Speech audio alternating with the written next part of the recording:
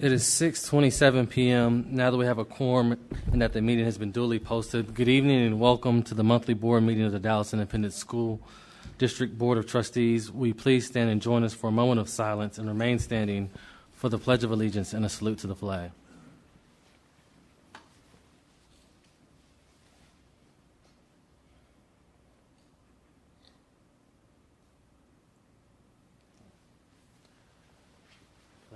Allegiance to the flag of the United States and to the republic for which it stands, one nation, under God, indivisible, with liberty and justice for all.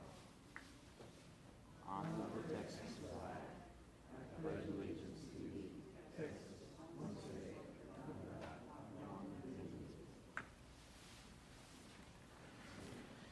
Emma, will you do that?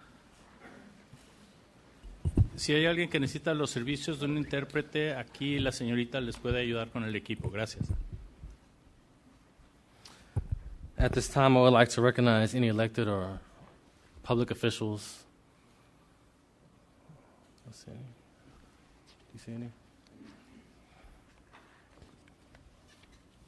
Okay. Trustees, there are no recognitions tonight. We're going to begin with our public forum, so our agenda now calls for the public forum segment of our meeting. We will begin with speakers to the agenda items, followed by speakers to the non-agenda items. To ensure that this meeting is held in an orderly manner, I'm asking speakers to please refrain from using individual names and to address the board and not individual trustees. Mrs. Gully, will you call the names of the speakers? Yes. I would like to remind speakers that you will have 3 minutes to speak. When you arrive at the microphone, please state your name and address.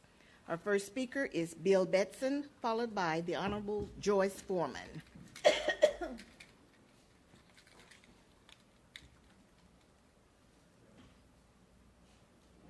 Henry, is it on? Whoop, not on. There we go. Okay. President Henry, Dr. Hinojosa, and Honorable Trustees. I'm Bill Benson, 6717 Cliffwood, Dallas. Originally, I was going to address transparency issues, but first, I want to talk about the large event that many of us in this room attended earlier today, the funeral for Trustee Maxie Johnson's son. It was a powerful event, and I hope something positive can come from it due to the request for us to change the violence in our city. We can do that. We can start that right here in our schools. We have fights in our schools. We have violence in our schools. We have misbehaviors. The more we can remedy that, the less violence our city will have in 10 years. That's not rocket science. That is normal. We can make a difference. We all know there are schools and people who are good at managing students and are able to have less violence in their school and have a relatively peaceful, positive climate and culture in the school. That is what we need to be focusing on, and that is what we need to be growing. And I think we should do it in honor of the children who are being killed right now in our city. We can make a huge difference in our district.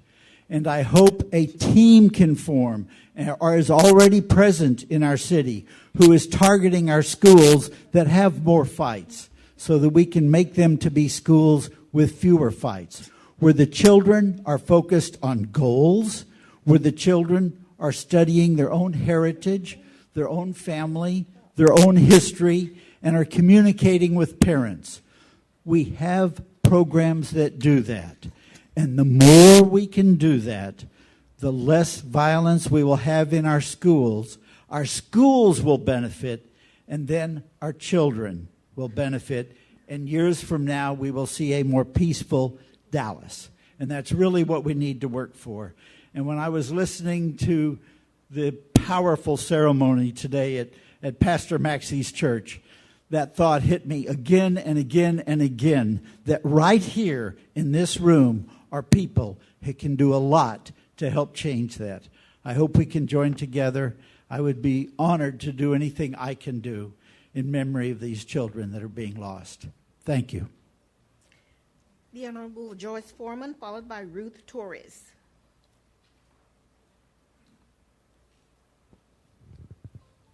Good evening. I have mixed emotions about standing before this body tonight.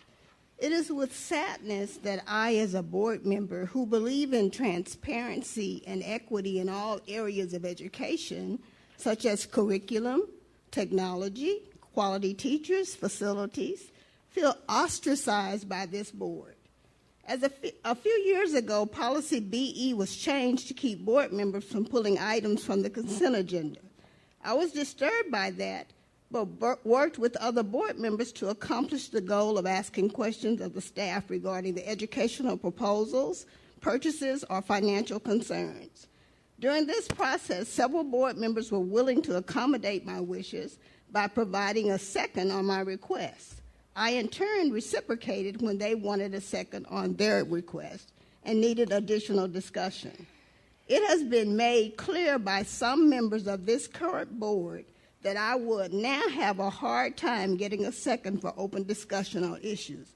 And it is now my belief that there is a concerted effort to stifle me as a board member from doing the job that I was elected to do by my constituents.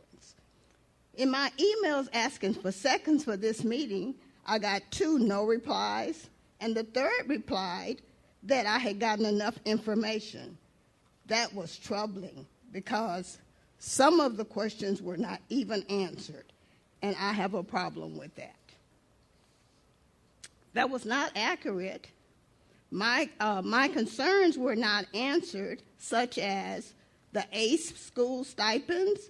It was revealed on the information that there was a $10,000 stipend for the deputy chief of ACE, and that generated additional questions, like at the ACE campuses, are there more stipends for the administrators? The North Texas Food Bank question also generated questions about what campuses the take-home programs were on and why. And then also the hazardous routes were identified, but other questions would be, are there new routes or did you remove some of the routes? This just reiterates the fundamental reason that I believe women have not yet achieved gender equality in every realm of society. Their voices are often excluded from decision-making when programs and policies are designed, and without women's input, we set ourselves up for failure. Trying to look at my time. I will not be bullied, intimidated, or change my course of direction for the students, parents, community, and my constituents. I will stand firm on transparency, accountability, progress measures, and openness to the community. No second? I don't care. I'm going to keep coming. Maya Angelou said, you may not control all the events that happen to you, but you can decide not to be reduced by them. Thank you, Trustee Foreman. Malcolm X said, by Your any time means has necessary. expired. Ruth Torres, followed by Diane Birdwell. Good evening. First of all, my condolences to Trustee Johnson for your loss. I want to piggyback on Trustee Foreman's concerns. Transparency and accountability are important. And for a number of the trustees that are currently on the board, these are bases that you ran on to gain the seat that you have. The lack of open communications and transparency has been a recurring theme. The lack of accountability has been a recurring theme. Again, the last time I spoke, and again, I'm talking about the fiduciary duty that you have. So the policy is very concerning, where you have to have 2 members. That is not in City of Dallas. 1 person on the city can pull it, as well as a number of the other school boards in the area I've already checked with.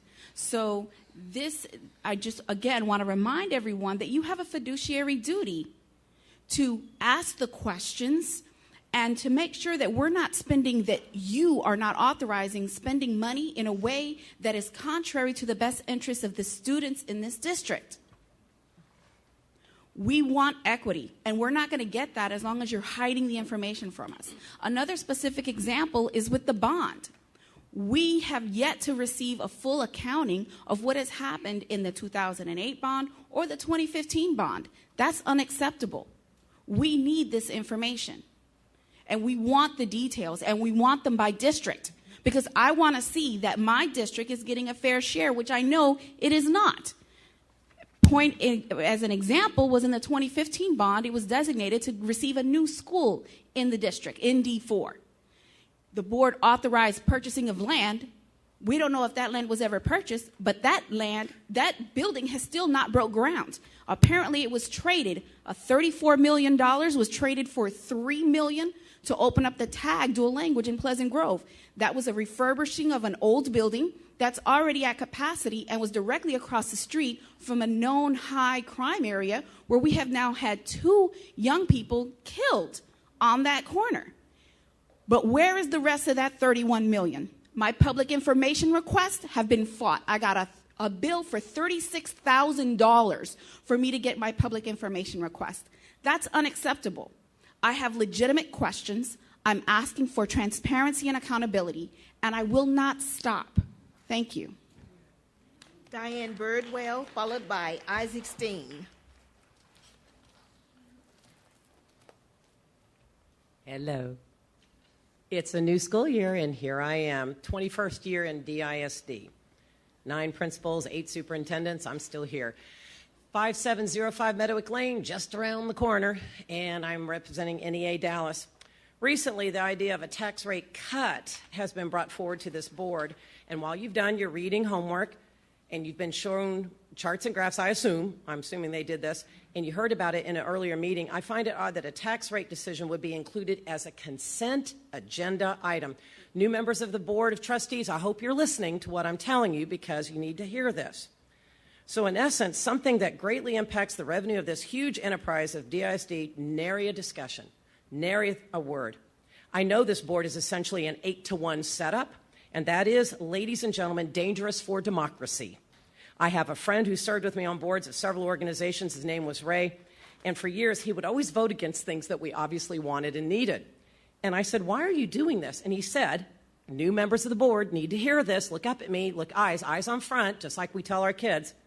He felt that a unanimous vote masked critical thinking, and that he thought that even in agreement, someone should be the devil's advocate.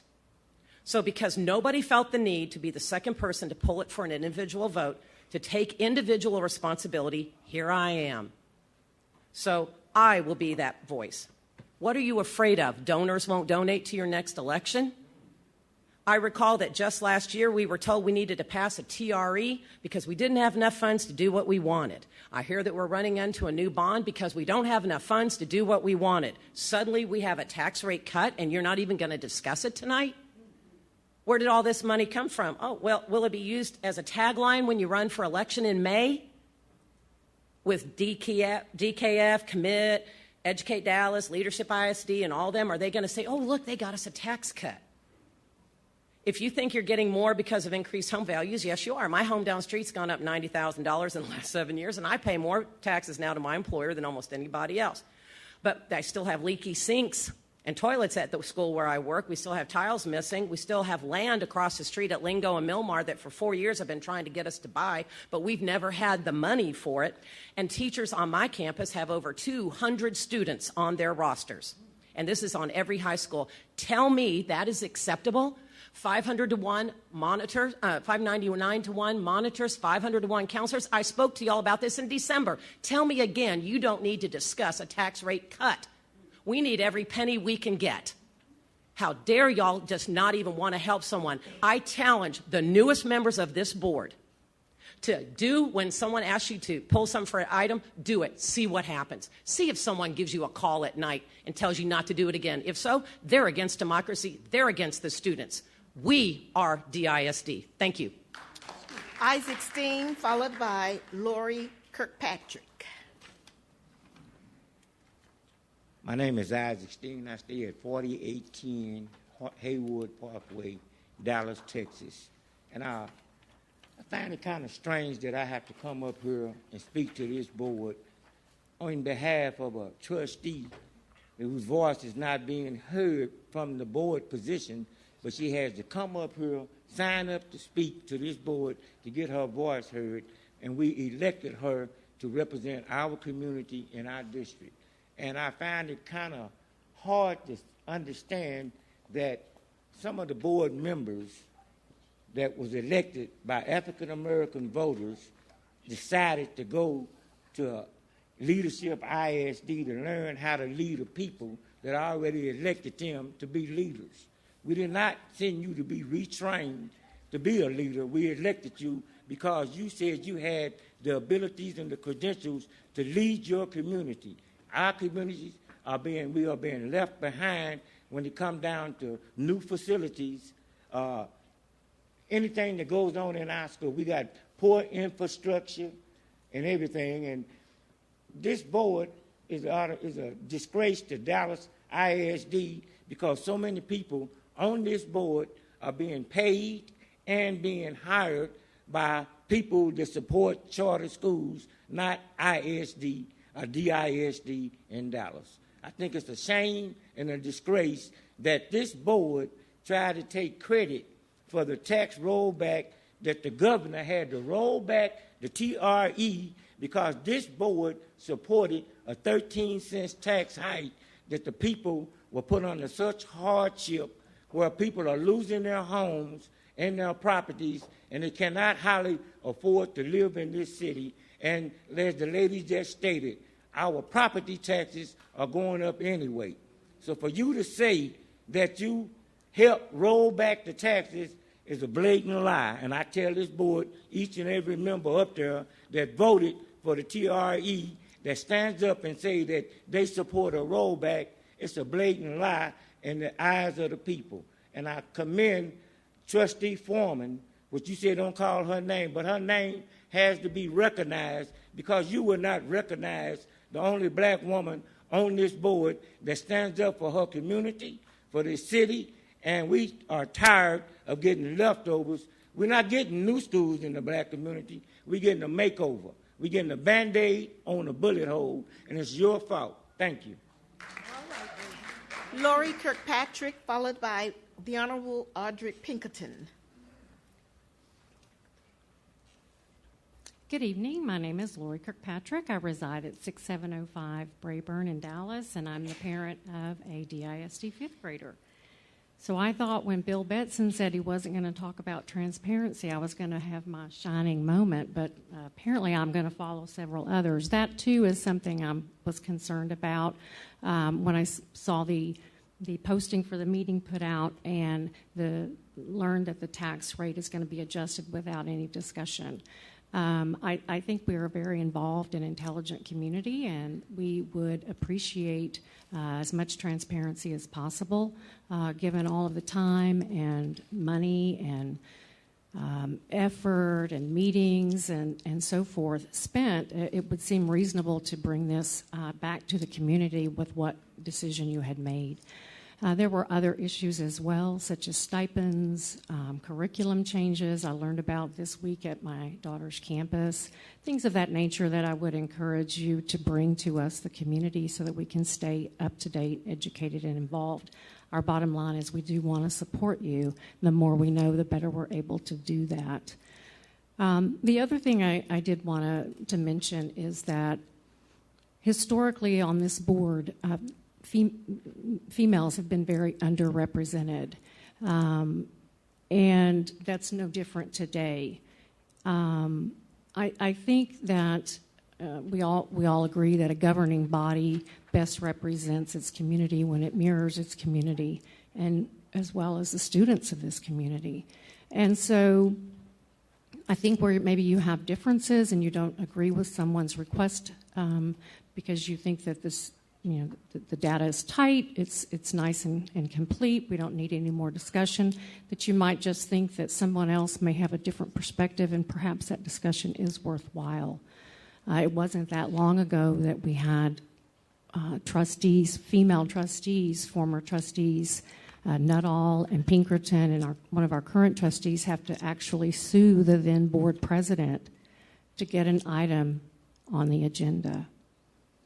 And it was a very short time ago that I was here and listened to former trustee Pinkerton ask questions of our colleagues, you on the board, some of you, and just blatant ignore and refuse to answer her questions. So let's not undermine the value of the female voice on the board, and thank you for your service. The Honorable Audrey Pinkerton, followed by Rena Honey. Audrey Pinkerton, 434 West Greenbrier Lane. I'm here tonight to talk about transparency. First, an observation. Of the 46 items on the consent agenda, only one was pulled by trustees for public discussion. There were 5 other items related to ACE, the tax rate, bonds, recapture, and a $2.5 million software purchase that were, in the opinion of one trustee, of sufficient concern or interest to the public that she requested that they be pulled for public discussion. Not one of the other 8 trustees was willing to second her request. I have 2 concerns. One is related to democracy. The Texas Open Meetings Act was passed on the premise that citizens are entitled not only to know what government decides, but to observe how and why every decision is reached. Opportunity is given at the board briefing to discuss agenda items, but frequently further information is provided to trustees after the briefing. The board meeting provides the opportunity for citizens to observe how and why each decision is reached. My second concern relates to good governance. This board has an opportunity to improve the governance of this district by supporting diverse perspectives to be heard. Each trustee brings a unique background, experience, and talents that enhance the whole. So, for example, one trustee has over 30 years of experience in procurement. No other trustee comes close in terms of expertise in this area.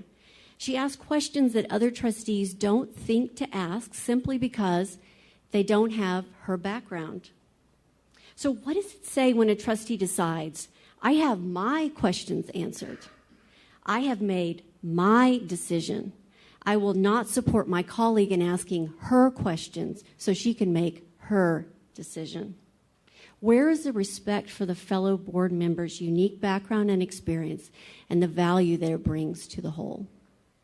We need information to be made public and for discussions to be made in the public eye. We need diverse perspectives to be heard in the decision-making process. I call on each one of you trustees tonight to renew your commitment to these ideals for the sake of the public good. Thank you.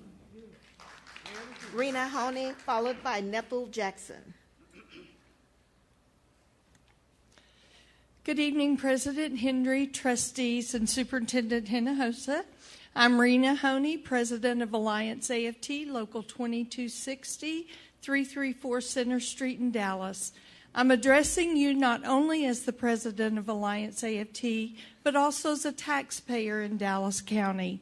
I'm speaking on Agenda Item 7.21, consider and take possible action to approve resolution to set the 1920 maintenance and operations tax rate at $1.06 for the purpose of maintenance and operations, and to set the 2019-2020 debt service tax rate at 24 cents for the purpose of payment of principal and interest on debts.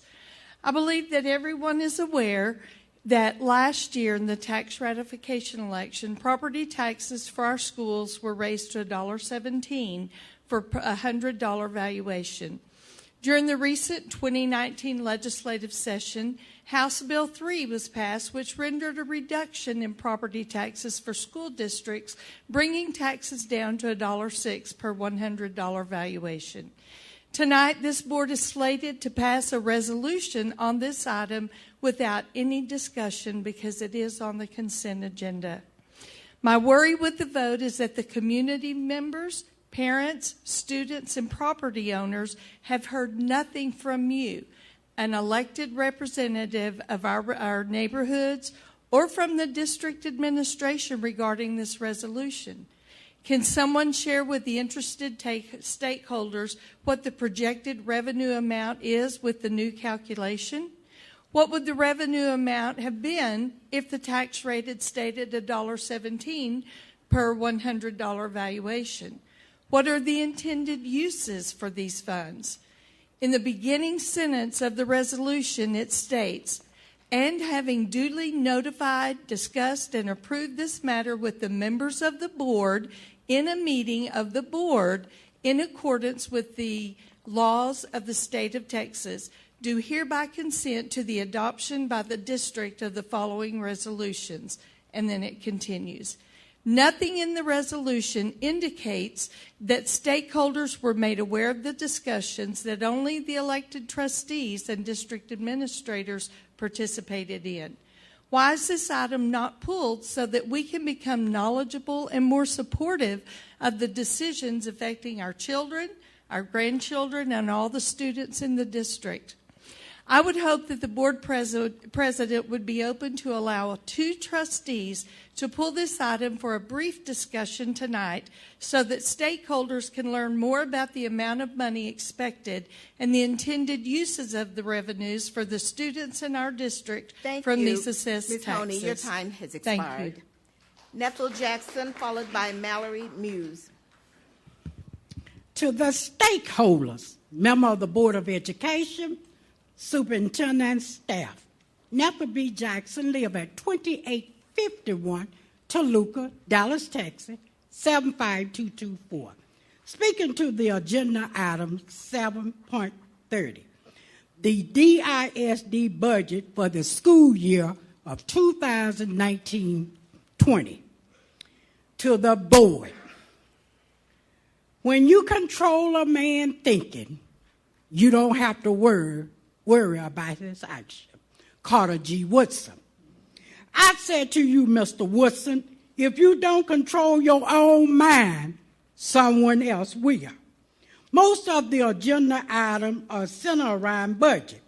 We, the stakeholder, are asking what successful program will be in place for the African American student. You do know, board member, that the African American students are lagging behind every other group in the DISD. My next question, Mr. President, you and the superintendent set the board agenda. Why Trustee Foreman cannot get an item pulled for comment? Many of the stakeholders do not attend the board briefing. So we look for Trustee Foreman on board meeting night to explain agenda item. I do see a paid staff employee pull item 703 and 704, but an elected official cannot pull an item. I also see 8 trustees pull 601 for the district goal for 2019-20. I have never seen this before. I think items 714, 720, 721, 730, and 733 need to be pulled for comment. I think this board is trying to silence my trustee Foreman. The community will not stand for it. Mr. President, do not let them divide and conquer us. I have seen this old movie before, and the ending is not pretty. Tell me, is the board taking a page from Jim Crow, Willie Lynch, and 46-1? I am reminded of the words of Harry Tubman. I freed 1,000 slaves. I could have freed more if they only knew they were slaves. Mallory Muse, followed by Lincoln Stevens.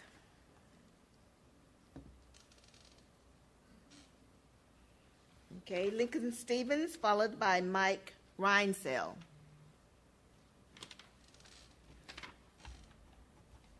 Jamal Robertson, followed by Wayne Sims.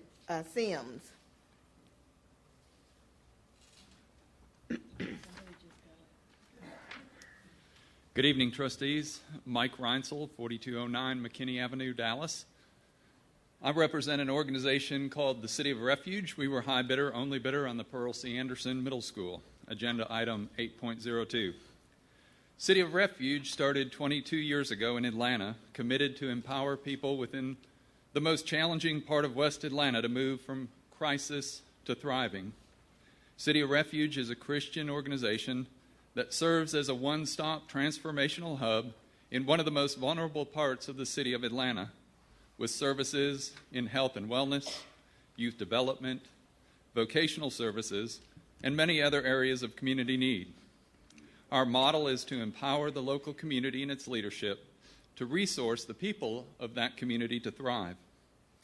Trustees, I think that the Pearl C. Anderson School would be an excellent location to start City of Refuge in Dallas.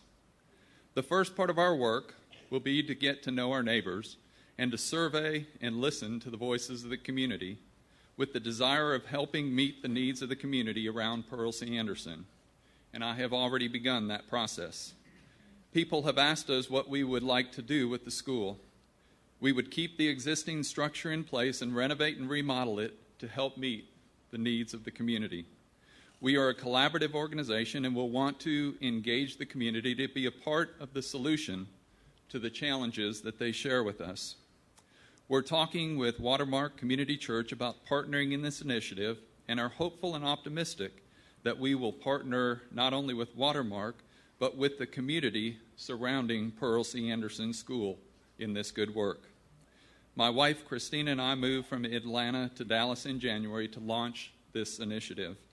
Since moving here, I've served alongside Louis Harrell, the COO of the Men of Nehemiah, a ministry that has served men in South Dallas for the past 10 years who are transitioning out of incarceration, homelessness, and severe drug addiction. My time in this role and in South Dallas has helped shape me and more deeply impassioned me to serve in South Dallas. Although the City of Refuge Atlanta can serve as a guide, we know we don't have all of the answers and have much to learn from this community. We're coming to Dallas in a listening and learning posture, and I want to emphasize that we will need to hear your voices, the community voices, and learn from you. We are prayerful that this community will see our heart to serve the South Dallas community. As I've spent time with some of the community leaders like Dr. Flowers at St. Philip's and Pastor Chris Simmons at Cornerstone Church, I'm encouraged by their endorsement of the City of Refuge coming to South Dallas. I look forward to continuing to meet the people of this community, and I'm hopeful that the trustees will vote to extend a contract to us as high bidder and only bidder on the Pearl C. Anderson School property. Thank you. Jamal Robertson, followed by Wayne Sims. How's it going, board? My name is Jamal Robertson, and I live at 2337 Macon Street, Dallas, Texas, 75215. I'm just here to speak on behalf of Cornerstone Crossroads Academy, where I'm employed, the Dean of Culture, and the Student Work Program Manager. I'm also a graduate there. I graduated back in 2015, and what it have done for me, it have given me a second chance at education. Just growing up, I'm originally from Austin. Been down here for about 7 years. What it have done for me, have given me a second chance to get my high school diploma instead of settling for a GED. And through CCA, I have met my wife. I have bought a home in South Dallas. I have 2 kids, 1 month and 2 years old. And to speak a little bit about Men of Nehemiah, I'm also a graduate from that program too, from back in 2013. That program has given me just my identity and who I am, what I was created for. Initially grew up in Austin, running the streets, dealing with drugs and violence and just product of the streets. And coming to Nehemiah have given me just an identity that was stripped away from me when I was young. Not having my parents, not having people pouring into me. And I believe these programs are here in the community to do good for the community. CCA, our students have extreme cases that won't allow them to be successful in DISD schools. So the Phillips Wheatley property will be used for the community, and we just want to see the community get better. It's going through a lot. It's been through a lot, and there's a lot going on at this board, and we're just here to help. We're trying to give back to the community. We want to establish our roots here, and we just want to lift each other up and try to reach back and help each other. So that's all I'm here to speak on. So thank you for your time. Wayne Sims, followed by Christy Lichtenberg. Good evening. My name is Christy Lichtenberg. Mr. Wayne Sims had a family emergency tonight. He's the principal of Cornerstone Crossroads Academy. My name is Christy. I work at Cornerstone Crossroads Academy. The address is 2815 South Irving Street in Dallas. And I do have some brochures, but I didn't follow the process, I don't think, to make sure you guys got this on time. But I wanted to just say a word on behalf of our school. We have been on the campus of Cornerstone Baptist Church in South Dallas for the last 13 years. We are in a tiny 1,500 square foot building, so we can serve about 25 kids at a time, but we always have about that same number on a waiting list. We do not compete with Dallas ISD in any way. I'm a former public school teacher and love the public schools and believe in public education, but we also believe that we can provide a service for a small group of kids that need very small, intensive programs to get from where they are to graduating from high school. We focus in on the older students that are over age to attend the public school programs, and I've heard that perhaps the overage programming funding might have been cut.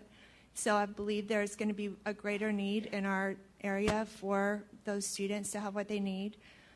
We are a private school. We're privately funded. We do not receive any state funding, but the students do not pay tuition. The students each do 100 hours of community service in exchange for tuition, so they're giving back in the community.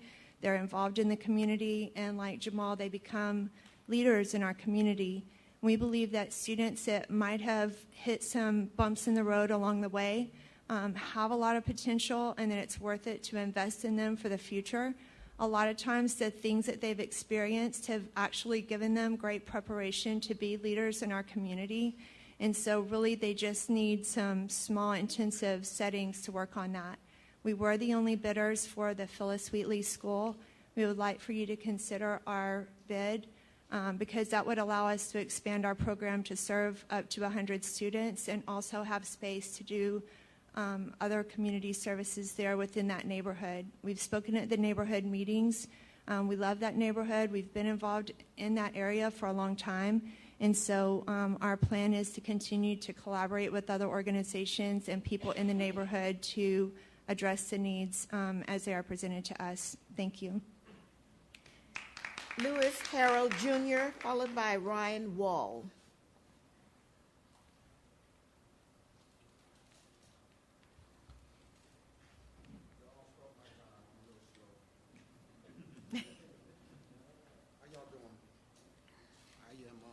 My name is Louis Harrell, and I live at 1818 Park Row Avenue, Dallas, Texas, 75215. And I am the founder and current Chief Executive Officer of the Men of Nehemiah. We're a residential program. We use the military. We have currently 4 or 5 licensed counselors, and we use the power of Jesus Christ to change men's lives. Of course, my story, I have a story maybe 100 years ago where I was an addict. I've seen crazy success with God's hand on our program over the last 10 years in South Dallas. It's a residential program with a 50-man capacity, and we've graduated a couple of hundred guys over the years. Probably have one of the best success rates in the country. We have a state-of-the-art facility now when it was just started with a vision. We believe in God to go to the next level. I stand here to be a proponent of the City of Refuge and the go-ahead with that building. I'm always at capacity. I believe that program will allow us to have Nehemiah number 2. I believe the women that I see on the street will be able to get served. I believe the families will be able to get served. Currently, the leadership of this endeavor is currently working with me. I know who it is. I've seen God's hand all over it. And the Pearl Anderson School, I think it's what needs to be done with that building. And I want to thank you for your time. Ryan Wall, followed by Ryan Brown.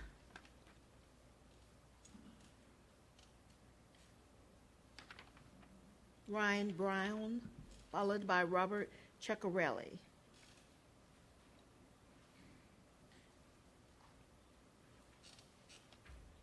Cheryl Jackson, followed by Grace Ancor.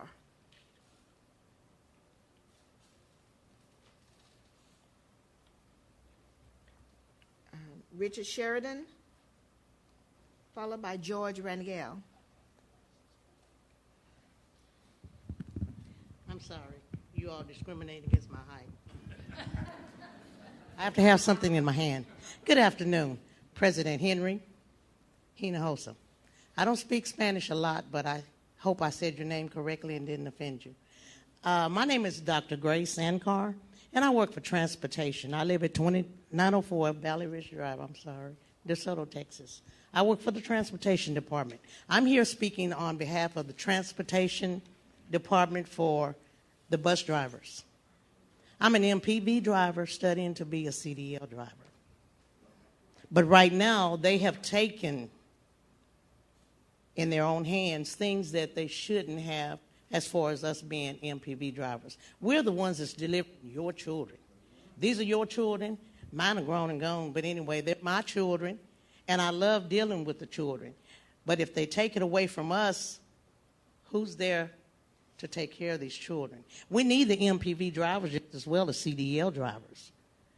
Some places, you know, where we live, you can't get a CDL bus, big yellow bus inside of a area, but you have the little blue mini MPV bus that can go in, pick them up, and get them to school on time. They have come up with an idea that every time we go in, we have to change something. Schedules, our routes, our buses. Sometimes we have the buses and then we can't drive them. We want the board to look at this and pull this agenda and find out what we need to do for transportation. Maybe get us some more buses, Mr. Hinojosa. We need them. We need them badly. We have a lot of drivers for DISD that are interested in DISD instead of trying to go somewhere else. We don't want them anywhere else. We want to keep them here because we have more children. We're growing. We're growing every day. They're adding to my route every day. And I drive a little MPV bus, but what can we do? They're taking it in their own hands to say, well, we're going to take your route, give it to a CDL driver, and he has a route. So where's that leaving me? Standing against the wall with my foot propped up, and I'm going to use this word, collecting money. I'm not here just to collect money. I'm here to deal with these children, get them to school so they can learn, and they can be where I am today. So that's all I have to say. Do what you have to do. Thank you. Richard Sheridan. George Rangel.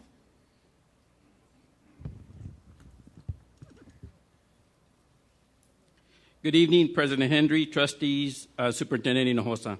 My name is George Rangel, 334 Center Street, Dallas, Texas, 75208. I'm the Executive Vice President at Alliance AFT. I thank you for this opportunity to speak to you tonight. I have 3 concerns I would like to share with you tonight. First, bus drivers were told when they were hired on with Dallas ISD that they would keep their Dallas County school seniority for the purposes of bidding routes. The bus drivers were asked last year if they wanted to keep their routes, and they responded accordingly. This year, Dallas ISD had all bus drivers bid for the bus routes, and in some cases, drivers were not allowed to bid. Why did Dallas ISD bait and switch transportation employees, knowing that this would only cause low morale? We have also been notified that bus drivers are transporting children in buses with no air conditioning, while buses with air conditioning are sitting in the bus lot because transportation doesn't have keys to run them. We have documented violations of code of conduct and have reported them to transportation, but nothing appears to have been done about that. It has been suggested to transportation leadership that we meet on a monthly basis with a group of drivers and monitors to address global issues. We haven't had no response. My second concern is we have H-1B visa teachers that are having problems with attorney Florentino Ramirez again. The teachers are being charged $1,500 to expedite documents that teachers turn in months in advance to the office of Mr. Ramirez. My third concern is custodians were cut 10% of their salary in 2011 when the district was in a deficit. These custodians are dedicated and gave back when the district was hurting for money. It's only right for the district to do the same for these custodians who are African American and Hispanic men and women who have lost up to $30,000 in salaries since this 2011 cut.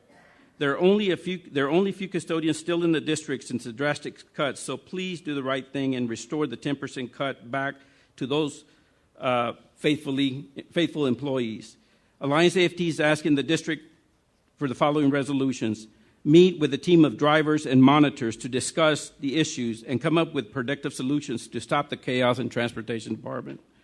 Allow H-1B teachers to seek their own immigration attorney to process the paperwork in a timely basis, or send a letter to attorney Florentino Ramirez to cease charging teachers to expedite paperwork that is turned in on a timely basis and is not submitted to the office of INS until the day before. Finally, Alliance AFT asks that the Dallas ISD restore the 10% to the affected custodians that suffered this in 2011.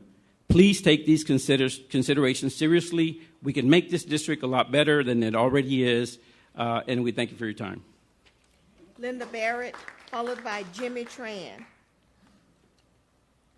Good evening, everyone, board members and all. My name is Linda Barrett.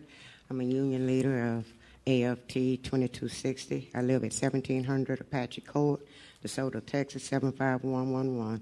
I am a CDL driver, a mentor, trainer of special needs, CDL, MPV, and mentor at Longview Service Center. I'm here to talk about the bidding process, which overall the transportation department workers were somewhat satisfied of somewhat how the bidding took place, but there were errors in that bidding process. There were some drivers that had the same bidding number and some drivers that saw their names skipped over about 5 times, and they told the supervisor that their names were skipped over, and they still went on. Now, the bidding process is a lot to the persons that are bidding a run. It means a lot to them if they are being skipped over. So there was errors. Now, there was a driver who came in on the 8th of 2019 at 6 a.m. The driver was trying to bid. That driver didn't get the chance to bid till 5:30 p.m. They told that driver that it would be the last person to bid, which was unfair. And so now the next thing is being treated unfairly. Okay, between supervisors and a driver, they have issues with that driver or whatever. Some kind of way it spreads with a lot of the supervisors all across, and they all take issues with that one driver, and it shouldn't be. There is a code of ethics, that they all should follow. If you got a problem with that driver, everyone shouldn't jump on board to penalize that person. And that what happens a lot of times.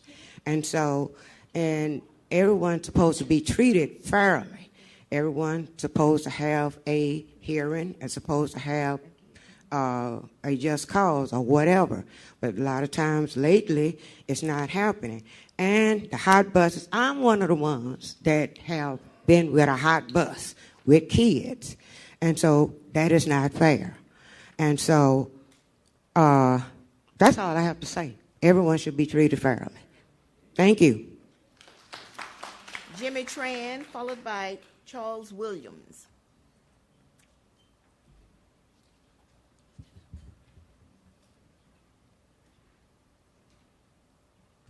Hello and good evening to the DISD board. My name is Jimmy Tran. You'll be really ready. The good news is, keep standing, of course. The good news is that I'm the next to last speaker, and my name is Jimmy Tran. I reside at 5024 Denton Drive in Trustee Marshall's district. You should have 2 sheets of paper, and we also have some extras that we can distribute to the audience. A little bit about myself. I'm a public high school kid, K through 12, from Pasadena in southeast Houston. I received a scholarship to attend SMU, and that brought me here 20 years ago. But really, the most important reason why I'm here is that I am a proud parent of 2 DISD kids, kinder and second grade at PL Prep, a transformation school. And that was as of Monday this week. On Sunday, my wife and I authored an opinion piece that was published in the Dallas Morning News, and we've received hundreds, maybe thousands of readers, likes, reposts, and tweets. What I wanted to do today is talk to you about a situation that I've observed and a situation that I think is highly solvable within the district. The situation, as you see in the sheet in front of you, is that roughly 9 out of 10 students in DISD are economically disadvantaged. When you look at the schools, only 10 of our district's 230 schools have a population that is 50% or less economically disadvantaged. My key questions: what are the barriers preventing middle-class families such as myself from choosing DISD for their children? 2, what can the DIC board and administration do to bring back middle-class families into the district? And 3, what can we collectively do to create schools that are at least partially mirroring the demographic makeup of our city? I believe that an economically diverse school and a racially diverse school provides better opportunities for better outcomes for our kids. Obviously, we can create those same outcomes in economically disadvantaged schools, but as you'll agree, the chances are it's much more difficult to do so. So as I've discussed this with many friends and families that are within the middle class bracket, I believe we have an opportunity to draw back thousands, literally thousands of students back into our district. Some solutions, and I won't have time to go through all of them, I'll hit are the first one: create a comprehensive marketing plan leveraging pro bono work that emphasizes social emotional learning, racial equity, transformation, innovation, and other unique assets of the district. We have so many assets that other districts do not, and we do not do a good job of explaining this to others. DISD has received a B rating for 2 years straight. That's the same rating that McKinney ISD and Keller ISD have received, yet nobody knows that. We need to market ourselves better. I'm going to hit number 3 really quick. Simplify the language and school choice options. I've just gone through this myself, and it is so confusing. And I am a parent that has agency. I have 3 graduate degrees, and I could not figure it out. The last is number 6 and 7. I believe we need to measure if we want to improve. Thank you, Mr. Tran. Thank you very much. Our last speaker is Charles Williams.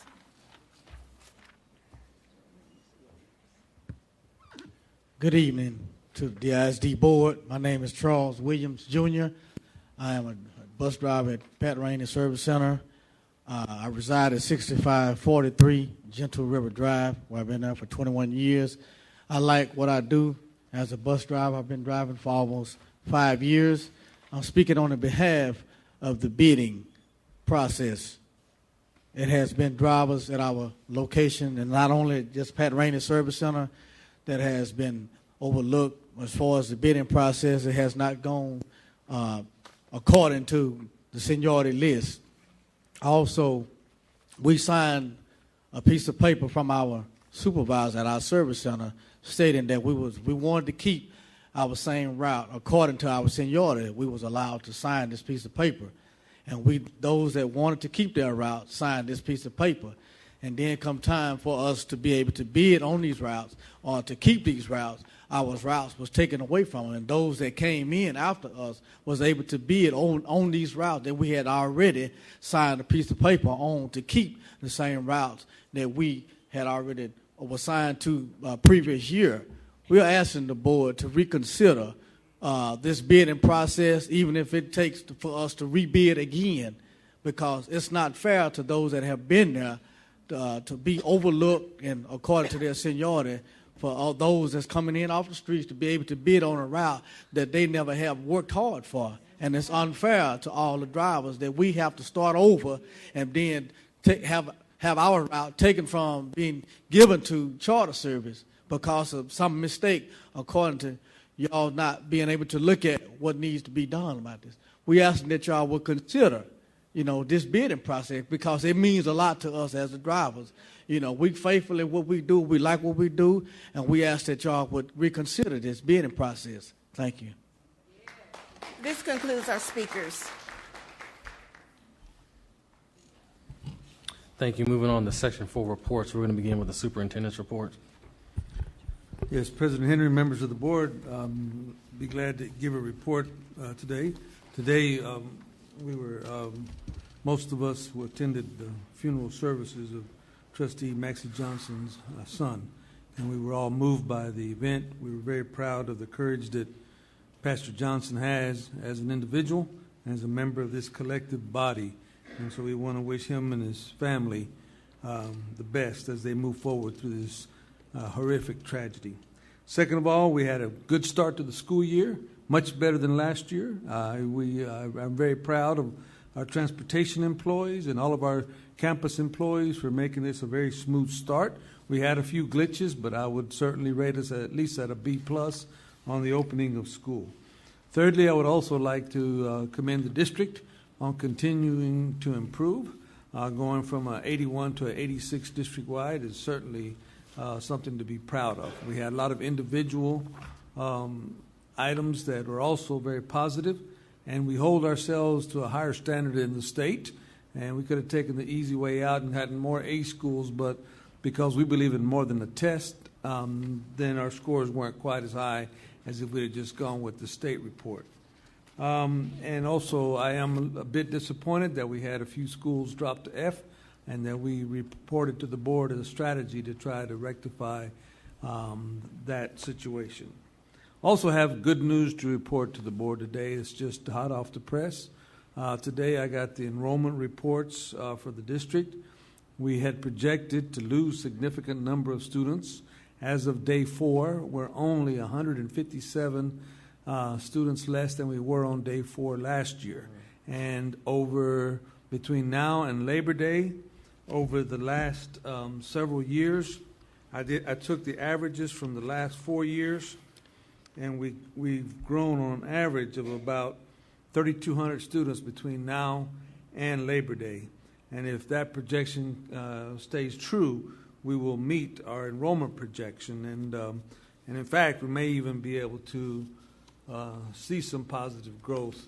But we'll wait and see. We'll manage expectations and see how the rest of the enrollment data comes in over the next few days. But this is certainly good news for the district, and I want to thank everyone who's put their efforts in trying to improve our market share, and we'll be sharing a lot more information with the board. And that concludes my report at this time.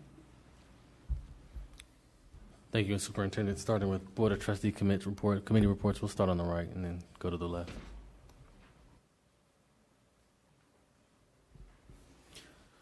Oh, I'm sorry, are there any committee reports?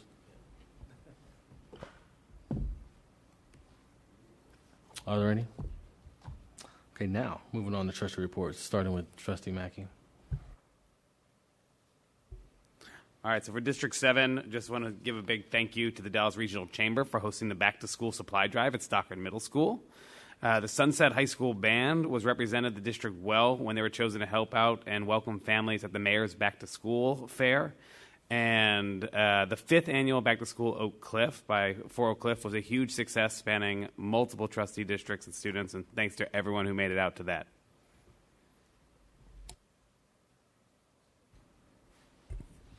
I'm going to give the District 1 report. First of all, I'd like to thank all District 1 schools for a great first week and wish them all a great school year.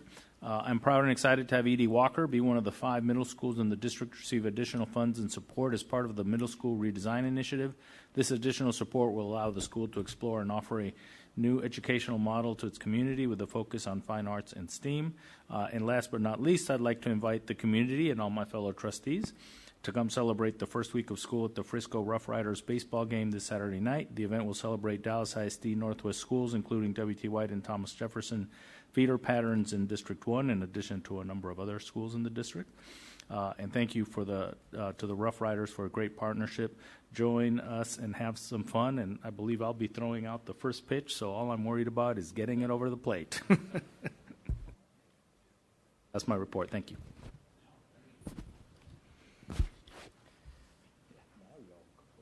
Trustee Mitchko. Yes, I'm happy to give the District 3 report. I want to say thank you to everyone in District 3 who has made this first week of school so successful, and welcome Principal Joseph Medeiros to Lee A. McShann Elementary School. Also want to invite everyone to the Bryan Adams High School Bond Community Meeting, which will be on Tuesday, August 27th at 6:30 p.m. This is an opportunity for the community to provide input on the future improvements for BA. I hope everyone will come out and provide your ideas. I also want to express my condolences to Trustee Maxie Johnson and his family, and I know as they deal with this unimaginable grief, Trustee Johnson showed great courage and strength, and he called on all of us to work together and to work together to reduce violence, improve education for kids, and to improve racial equity in the district. Thank you. Thank you, Trustee Garcia. For District 4, want to thank everyone in our District 4 schools. Particularly had the opportunity to visit 4 schools and was tremendously pleased to see the way that our community showed up, especially our campus leadership.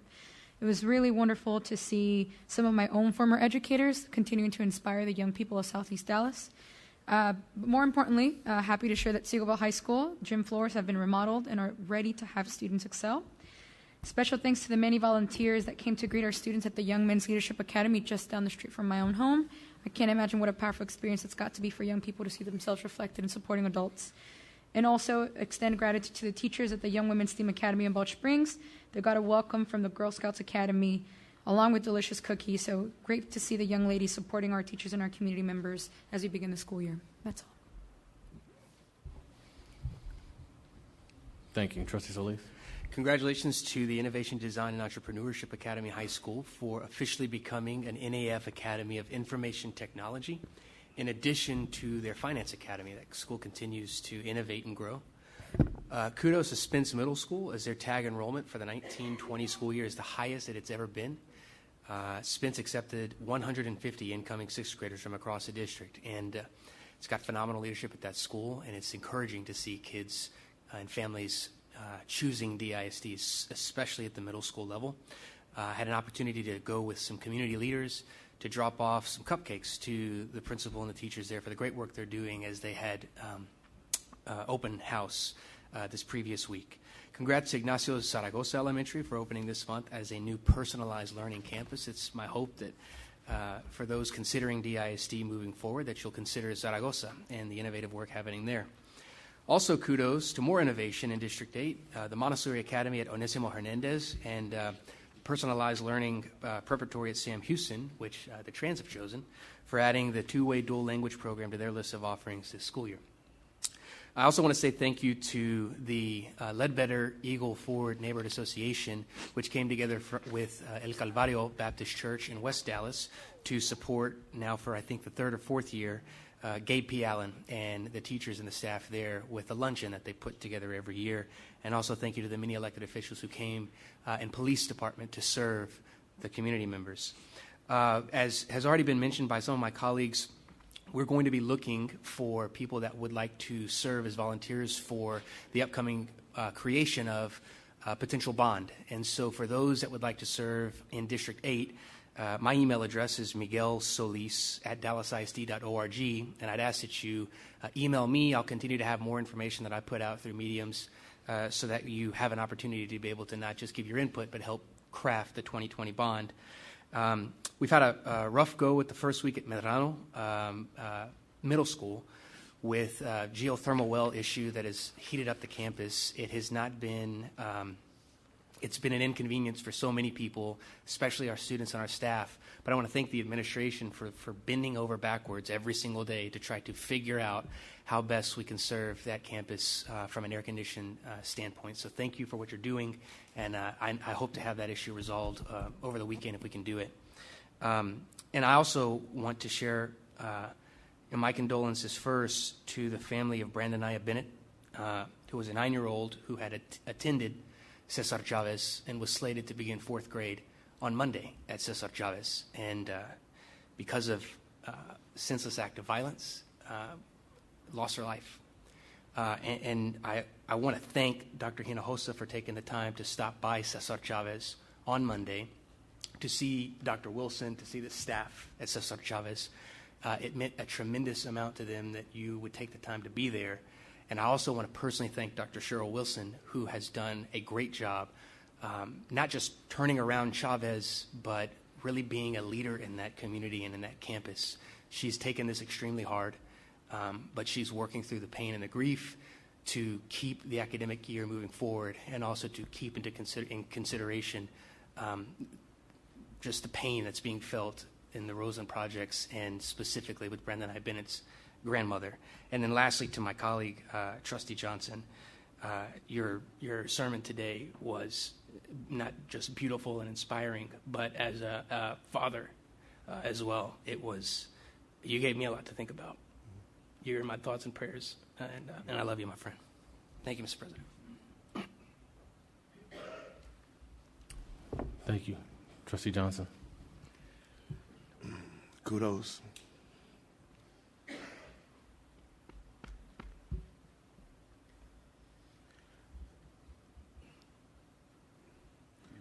Kudos to alumni of Roosevelt, South Oak Cliff, Pinkston, and W.T. White,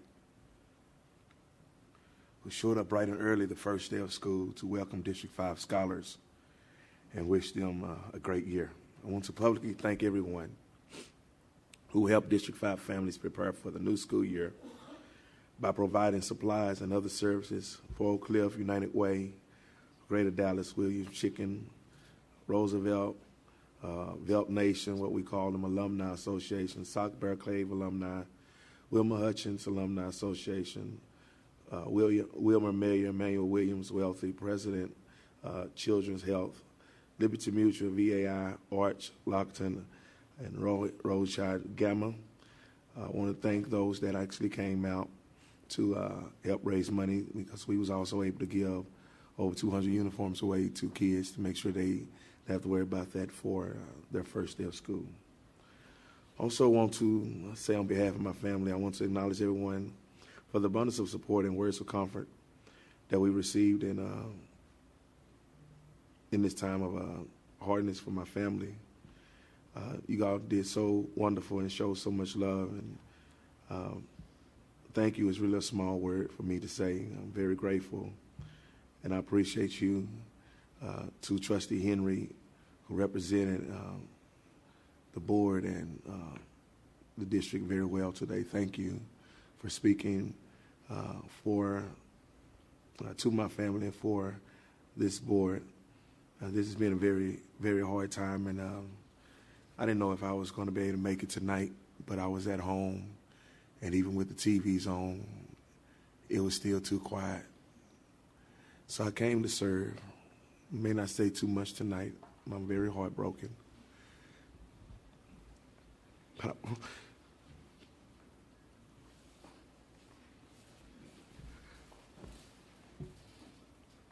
want to thank you for your love.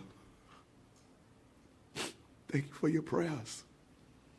And with the help of God, we will make it through this. I asked everyone So let's help end this senseless gun violence.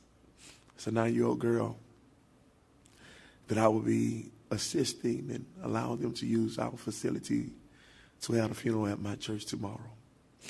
I'm doing everything I can as a pastor, as a community leader, to help our children to stand with Dallas ISD. Thank you so much for your prayers and your support. God bless you.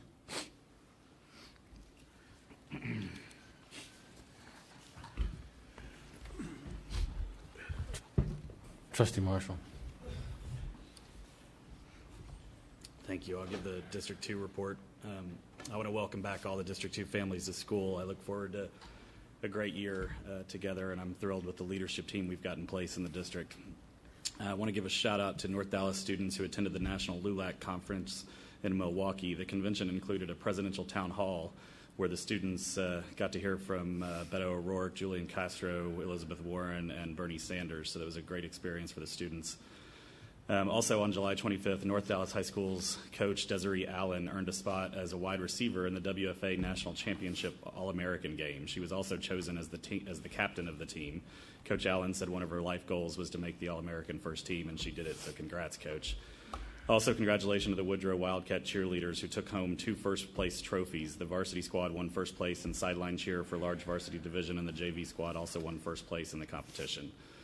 I want to thank the Woodrow Wildcats baseball team, led by varsity player Mason Musgrave, who organized a donation drive for Buckner Family Hope Center at the Texas Rangers MLB Youth Academy at Randall Park. It was a great success, so thanks for your generosity, guys. On August 10th, the Woodrow Wildcats volleyball team captured the Silver Division Championship at the Duncanville Tournament of Champions. They beat the Colony High School 25-21. The Colony was a fierce opponent, so well done, ladies. On August 13th, the North Dallas football team gathered together to prepare and serve lunch to their teachers and staff. They are building a great culture of giving back to the people who support them most. Also want to give a shout out to the North Dallas girls cross country team that took 5th place in the 2-mile run at the Lynn Creek Park in Grand Prairie. And I want to thank Central Market for providing boxed dinners for teachers before Meet the Teacher Night in schools throughout District 2 this month. And I want to give my condolences to the family of former Lakewood, Long, and Woodrow principal Paul Harris, who died this month at the age of 101 and impacted a whole lot of lives. So my condolences to his family. And lastly, I want to join my colleagues in publicly offering my deepest condolences to my good friend and colleague, Maxie Johnson, and to his entire family. It's been said by many of my colleagues, but his courage and grace throughout this horrific situation is inspiring and has only further increased my respect and admiration for his leadership and for his faith. I also want to comment on how uplifting it was to see almost all of our board members and senior administrators at the funeral services yesterday and today. It's truly moving to see the way that this board is coming together to support one of our own. So thank you all. This concludes my District 2 report. Thank you, Trustee Marshall. Trustee Foreman. Thank you. First of all, I'd like to congratulate Shakari Richardson, who was a track star for Carter High School that went to LSU, and she broke records in the women's 100 meters, and now she is going pro, which is really good. I also like to talk about the first day of school, where I visited 6 schools: Carter High School, Kimball High School, T.W. Brown Middle School, Atwell Middle School, Mark Twain, which is now a brand new tag magnet in Southwest Oak Cliff, and one of my shining stars, T.L. Marsalis. We really had a great time. I was actually very tired after going to 6 schools, but we made it through. I'd also like to recognize the Carter High School Marching Machine Band for being featured in a national commercial for CC's Pizza Buffet. The commercial begins running in June. This is a unique opportunity for our students, and I'm very proud of Carter High School Marching Band. If you know anything about Carter, we say CC, which is the same as CC Pizza. I'm especially excited to announce the opening of the new Career Institute at Village Fair. I'm so thankful to the district for understanding all of our children are not going to go to college, and this is a great opportunity for our children to get some trade that will make a difference in what happens in our community. The school will serve the needs of students who will join the workforce immediately after graduating high school, as well as students who may need to work while they attend college or pursue post-secondary education. Boasting a state-of-the-art facility, the District 6 House Career Institute will feature real-world learning spaces and industry-standard equipment for 9th through 12th grade students, pursuing interests in HVAC, heating, ventilation and air conditioning, plumbing, and construction. I'm looking forward to the great outcome from this new campus, and I know that it will provide a real service to our surrounding families. Thank you very much. Thank you. So I want to express my personal thanks to the amazing parents, students, administrators, and teachers in District 9 and throughout the district for getting the school year off to such a positive start. On the first day, I visited several schools, including running into Dr. Hinojosa and Trustee Solis at a few of them. Everywhere I went, I witnessed staff greeting families with smiles and excitement. I also want to say thank you to all the many organizations and parents who turned out to greet students with encouraging high fives, smiles, hugs, fist pumps. Students and staff at Billy Earl Day Middle School are still talking about the Dallas Mavs' incredible first day pep rally. We also had support from St. Luke Community Church, who every year adopts schools in South Dallas, and they supported our great James Madison High School today on the first day of school. To all the organizations and individuals who donated school supplies, I can't thank you enough for your generosity. I hesitate to call names because you've always forgotten someone when you do these things, but I want to try to name just a few. We had Office Depot at Henry B. Gonzalez, and thank you, I don't see her, Dr. Durant, for being there in support of that community. Pediatric Dental, Louis Vuitton, Crescent Realty, Boston Consulting Group, also known as BCG, Symantec, and then there's the Pat Nimitz Smith Foundation, whose big donation event benefiting multiple District 9 schools and multiple schools across this district will be occurring tomorrow. Hope each of you know that you have touched our hearts with your generosity, and we're deeply grateful for your support of our school district. And I also want to send, again, my condolences and support to Pastor Maxie Johnson and his family, not only him, but also Miss Bennett and her family. We buried two of our babies that were being rising seniors at Lincoln this summer. We lost a graduating senior as well.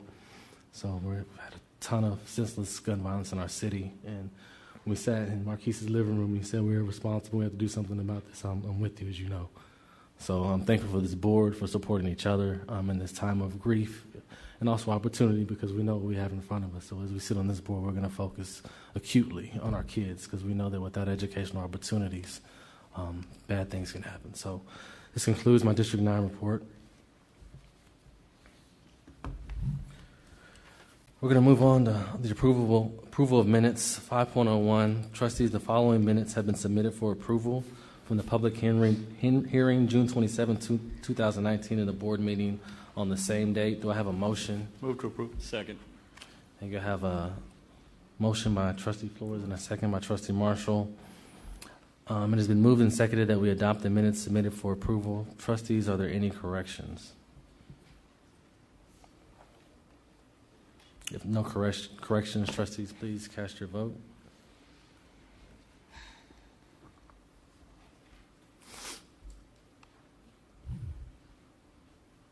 Trustee Foreman, Trustee Garcia. The motion passes. Trustee Garcia, are you going to vote? That's a yes. The motion passes 9-0. Okay, moving on to item 6.01, consider and take possible action to adopt the district goals for 2019-2020. Do I have a motion? Move to approve. Second. It has been moved and seconded. Trustees, is there a discussion? Trustee Marshall. Thank you, Mr. President. I want to thank the administration for a good start here on laying out some new targets and revising some of the goals that we've had in the past, especially in light of our attainment of some of those goals. I think it's certainly a step in the right direction. I also want to thank Stephanie Lazalde and Pam Lear in particular for spending time with me yesterday working on some revisions to this document. And so the version we have here is a little different than what we had at the briefing. Mr. President, point of information. Go ahead, Trustee Foreman. This is item 6.01. Yes. Okay, and I see that 8 board members pulled this item. It seems to be that, well, we violated the Open Meetings Act while you have 8 people as a walking quorum. So when you have 8 people that have pulled an item, there has to be some conversation.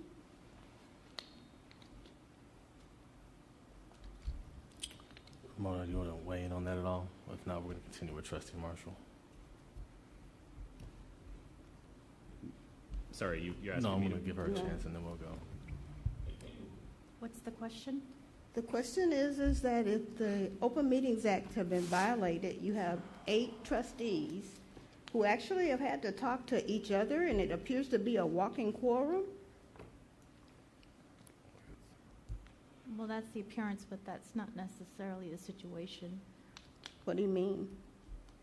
Well, if 8 trustees decide they want to pool, that's something that they can do without having conversations. That's typically... So, do you know what a walking quorum is? I do. Okay. So if 2 of them talk to each other, and then 2 more talk to each other... But that doesn't mean they're talking at the same time. They don't have to speak at the same time. It just depends on the situation.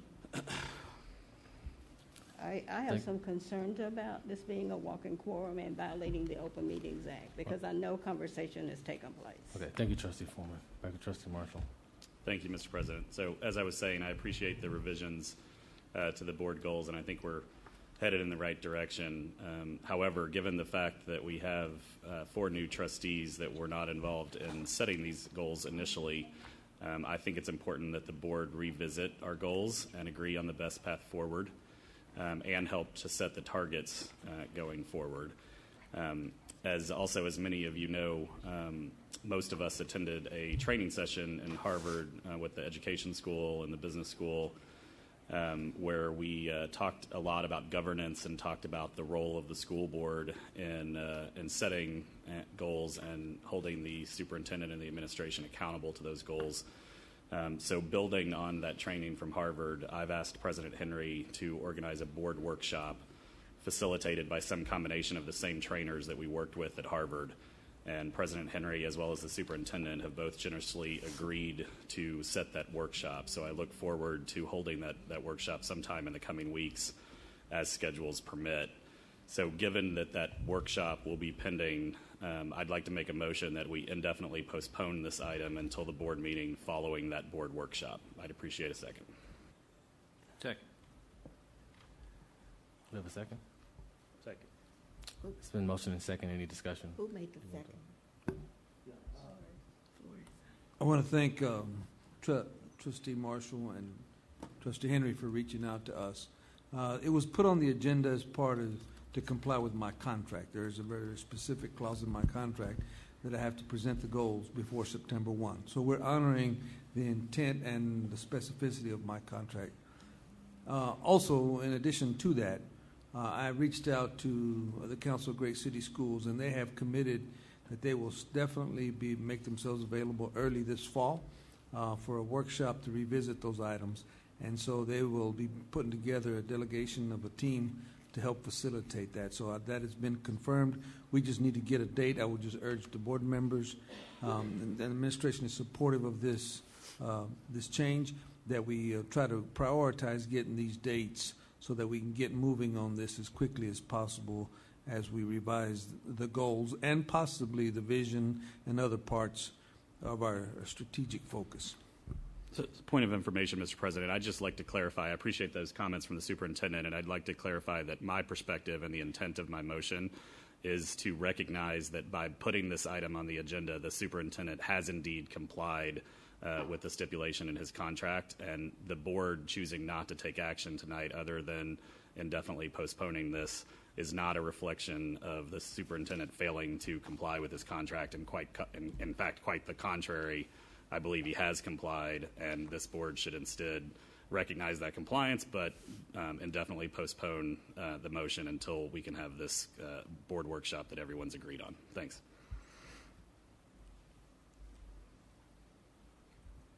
Any other comments? Trustee Mackey. Thank you. And I just want to echo that as someone who's joined the board in the last 2 months. The reason that I asked to pull this item to have this discussion is for that same reason, to talk about what we want to do and where we want to go as a district and as a board, especially as we have new board members, and especially looking at where we're going for the next 5 years, 10 years. I think this is a conversation we need to continue to come back to, and then make sure all goals, from the superintendents all the way on down, all align with the direction we're going. So, thank you. Trustee Flores and then Solis. So I want to echo both trustees' comments. I think it's very important that we work together as a board. Now that I'm the senior member of the board, to get everybody kind of up to speed on some of the history of how we got here and our theory of action and all that work, but also refocus and get better. And I know that our time at Harvard certainly exposed us to some new ideas, some new thoughts, some new ways of making decisions, and I look forward to working with everybody on this board to help improve our school district for children. Thank you. Trustee Dolan. I want to thank the superintendent for working with us to try to make sure that we continue to scrutinize these goals. I also want to make it clear at the board briefing, I made it clear that I thought that we needed to have a workshop, and it was my hope that we would pull this item so that we could actually do that, but at the same time make sure that the superintendent can meet the terms of his contract. So I'm looking forward to this continued discussion and refinement of the goals, and I think at the end of the day, students are going to be the beneficiaries of what we've learned and what we can work together to do in setting the new goals and new KPMs. Thank you.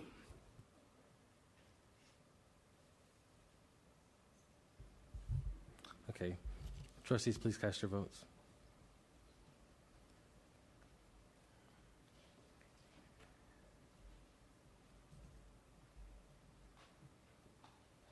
This isn't upright.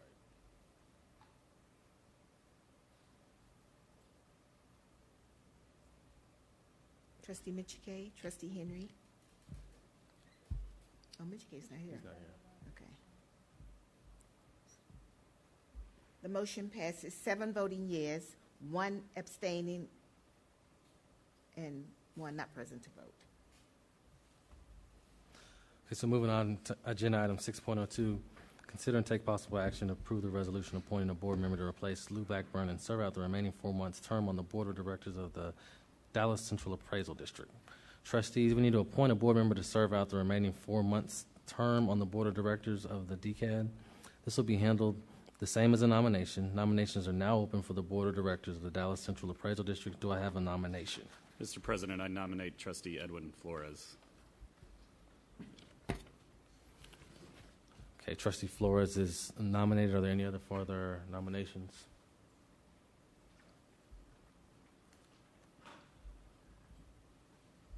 If not, nominations are closed. Trustee Flores has been selected as the DCAD representative for DAISD by acclamation. Moving on to agenda item 6.03, consider and take possible action to name the district's 2019-2020 board representative for the Council of Great City Schools. Nominations are now open for the board representative for the Council of Great City Schools. Do I have a nomination? Mr. President, I nominate the president, Trustee Justin Henry. Okay, Justin Henry's nominated. Are there any further nominations? Where is that? Okay, if not, nominations are closed, and I will be serving as the district's board representative for the Council of Greater City Schools by acclamation. Moving on to agenda item 6.04, consider and take possible action to name the district's delegate representative for the 2019 TASB Delegate Assembly. Nominations are now open for the district's delegate representative for the 2019 TASB Delegate Assembly. Do I have a nomination? Mr. President, I nominate Trustee Edwin Flores. Trustee Flores is nominated. Are there any further nominations? Hearing none, nominations are closed, and Trustee Flores will now serve as the district's delegate representative for the 2019 TASB Delegate Assembly by acclamation. Moving on to agenda item 6.05,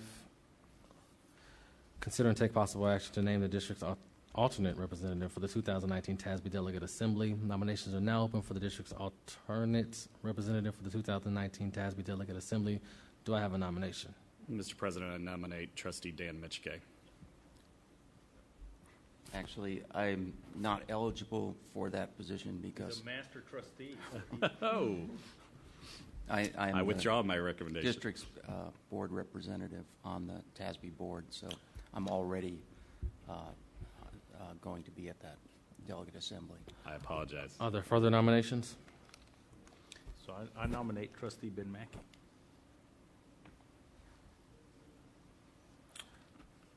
Are there any other nominations? If not, nominations are closed, and Trustee Mackey has been elected to serve as the district's alternate representative for the 2019 TASB Delegate Assembly by acclamation. Moving on to agenda item 6.06, conduct the board's constraint self-evaluation in accordance with the TEA Lone Star Governance Implementation Integrity Instruments. Dr. Lear, will you lead us through the board's constraint self-evaluation?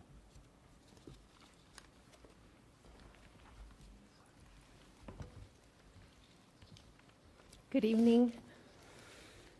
Good evening. So this month's constraint for the board is the board either collectively or through the actions of individual trustees shall not assume a supervisory role with staff or students. So during the night meeting, each trustee will conduct a self-evaluation to indicate if they complied or did not comply with that particular constraint.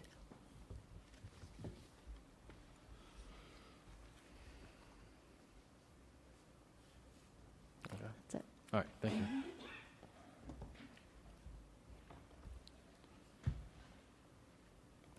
So we have consent agenda items 7.01 through 7.46 as amended.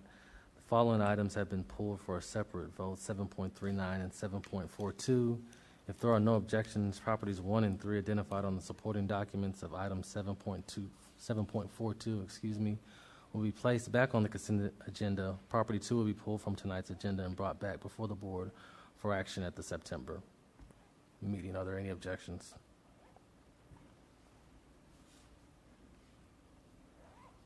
I have a question. Hearing none. Question? Trustee Foreman. Mike. Your mic's off. Can you hear me? Why is that particular property being pulled and the others not being pulled? So I'm pulling in my role as president, the second The property. question is, why is it being pulled? I understand your role, but why is it being pulled? Because I have the authority to pull them. Excuse me? Because I have the authority to pull them is why I'm pulling Is them. there a reason, just because you have the authority? Yes. Point of information, Mr. President. I don't just- believe there's a discussion on consent agenda items. There is a discussion, and I don't need you interrupting. Well, it's a point of order, and this is per board trying to- rules. We trying to cannot figure it discuss this particular, the discussion that you'd like to have per the rules that we've all agreed to. We cannot have this discussion. So as a point of order, Mr. President, it's ruled out of order. Okay. Faye, is this ruled out of order? Yeah, is this?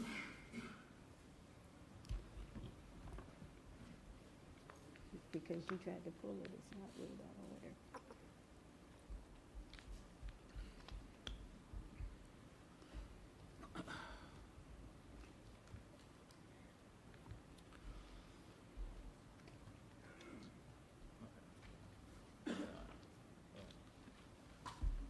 So Trustee Foreman, do you have an objection?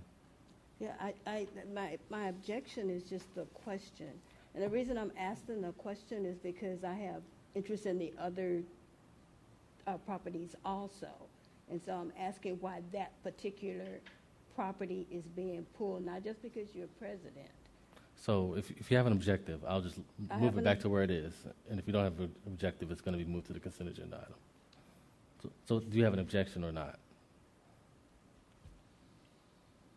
If you can answer my question. Never mind. But we can't discuss it right now. So if you have an objection, we move it. If not, it's going to go to the consent agenda. Go Okay. ahead, let your people deal with you, go ahead. Do you have an objection? Go ahead, let the people deal with you. I'm done. So I'm going to hear that as no objection. Okay, so we have the following consent agenda items pulled for individual consideration, not subject to debate. That's 7.09, 7.27, 7.29, 7.31, and 7.33. Consent agenda items 7.02, 7.03, 7.38, and 7.40 have been pulled completely from the agenda.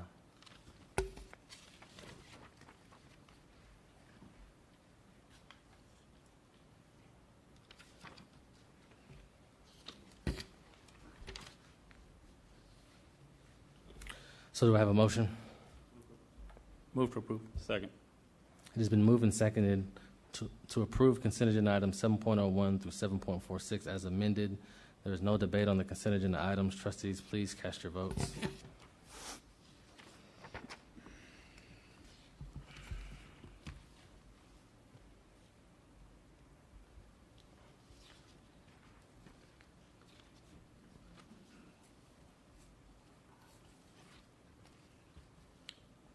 The motion passes 8 voting yes and 1 abstaining. Okay, now moving on to agenda item 11, closed session. The board will retire to closed session pursuant to Texas Government Code 551 concerning the following sections. The board will retire to closed session pursuant to the Texas Government Code Section 551 concerning any and all purposes permitted by the Act, including but not limited to the following sections. Texas Government Code sections 551.071 to engage in private consultation with board's attorney regarding potential revisions to provisions in term of the contract of the superintendent of schools. 551.074 to deliberate the appointment, employment, evaluation, reassignment, duties, discipline, or dismissal of a public officer or employee, specifically potential revisions to provisions in the term of the contract of the superintendent of schools. The time is now 8:09 p.m. and we are in closed session. We'll roughly be in closed session for about an hour. The time is now 10:13 and we are back in open session. The board took no action in closed session. On the item 12.01, we're going to pull that from the agenda. And the time is now 10:13 p.m. and the meeting is adjourned.